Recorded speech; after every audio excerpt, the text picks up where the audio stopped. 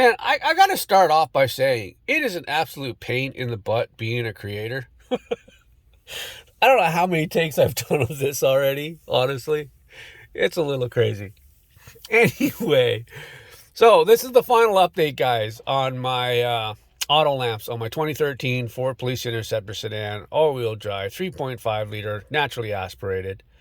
I've gone through this car, changing out the interior, doing all this kind of stuff. And of course, I did a video a while back there where I put that there switch in, which it just plugs straight in. Now, I've said before too that unless you have that sensor right there, that is your light sensor. If you do not have that sensor wired in, then you can't make this work. If you do have that wired in and you plug this in, your auto lamps will work when you turn the key on and turn the key off, but they won't work in the interim light and dark. FORscan came to the rescue.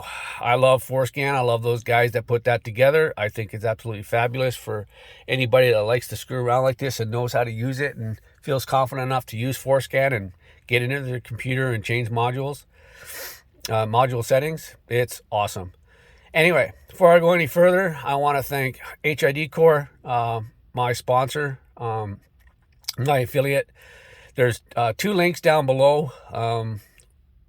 You can click on either one of those things, go through their website, and there's a discount code there too. It's going to be Seagull 2021 for 10% off, and it's good for all year. So if you guys want to get down there for all your lighting needs, I actually have their LED light package in here. I did get the HID kit, but HID kits are really finicky. They're great, but they're really finicky to any voltage changes. And because this is a police interceptor, this thing's had so many modifications on the wiring, stuff like that, that the HID kit just wouldn't function properly in the car. So LEDs are way more, what's the word? Whatever. They're better. They don't, voltage changes and stuff like that don't really affect LEDs all that much. So they're just better that way. I ended up putting the LED kit in this. I haven't done the rest of the lights. But anyway, my links are down below. Thanks a lot for sponsoring my channel, as always. So again, what I've done here, and you're going to see one of the changes that I did is as soon as I put the key in, this is the first indication right there, the Ford coming up. That was new. That's just a splash thingy, whatever you want to call it, that I enabled. I'll go ahead and start the car. It's going to do its little dingy thing because I'm not wearing my seatbelt, and that's one thing I'm going to be getting rid of. I do have the belt minder turned off on this, so I don't know why that light's still on. I think the light stays on because my seatbelt's not plugged in. But I actually have another little piece of equipment that I can plug in that makes that light go out. I don't really care because I do wear my seatbelt everywhere I go. Anyway, so what I've done here is if I go down here into my settings, go into convenience, and you'll see there my AutoLamp Delay. Now, AutoLamp Delay is when you shut your car off, not turning on. So I didn't have to enable this. I actually just enabled this to have it on here, basically. But it goes everywhere from 10 seconds all the way up to 180 seconds. So if you want to have if you're in a dark parking lot at night, every night, and you want to, have it illuminated, so it takes you, say it takes you 60 seconds, so it takes you a minute to get to your front door, or a little less, takes you 40 seconds, and it takes you a little bit to get in. You can keep your lights on for 60 seconds, and then once you're inside, 60 seconds go by, they shut off. So that's why that's on there. I just have it set to off, but there it is right there. You can see it's in there. Now, if you have FORscan and you enable it, you won't see this, but your auto lamps will just start to function. But you need to actually have FORscan or take it to your Ford dealership. Again, like I said, if you've got that and you upgrade to this switch, if you take it to your Ford dealership, I have no idea what they would charge you to actually plug it in and go to the as-built, because Ford does it through the as-built, and they would do it.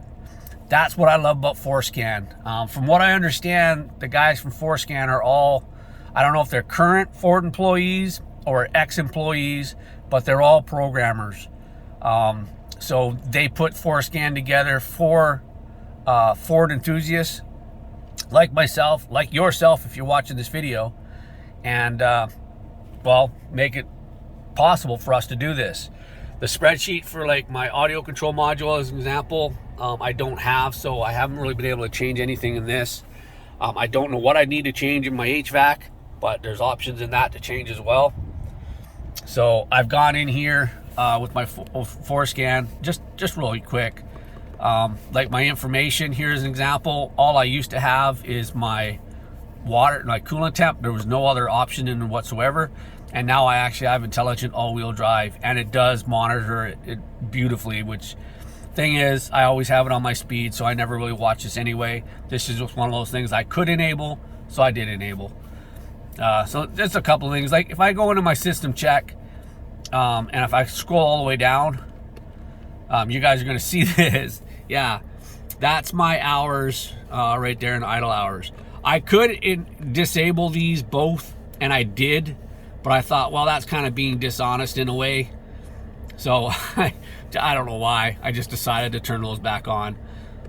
So that's what that is there. So there's nothing new in system check. I didn't put anything else in here. You know, it's all what it is what it is. So basically it's just in my settings, my driver assist. I added traction control. Trailer sway I added, but I can't enable it. I'm sitting here pushing the OK button right here, pushing it. So I have a funny feeling. I don't know if it has to have a trailer on it or why that isn't working, but it's not working right now anyway. Nothing new in display. And I obviously added my remote start to this too. So it's been enabled, which is awesome. So I do have a new remote coming. It's on the way. Oh, that's another thing too, real quick. If you guys stayed around long enough, my car came with this, and it's just a standard Ford keypad, and with FORscan you can actually enable this so that these work. So if you have a car that doesn't have this at all, it just comes with a key, you can enable a remote, and you can even enable the connection.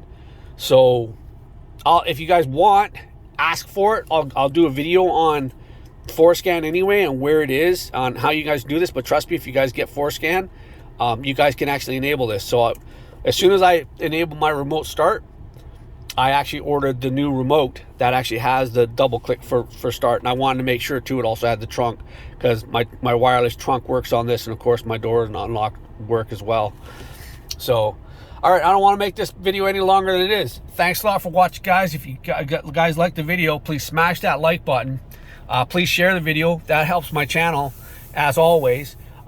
Please subscribe, turn on bell, do all that stuff, guys. I hate saying all that stuff, but just, you guys know what to do. Thanks a lot for watching, guys. Hope you guys liked the video. Thanks a lot for watching. I think I said that already. I tend to do that. Peace. See you guys later.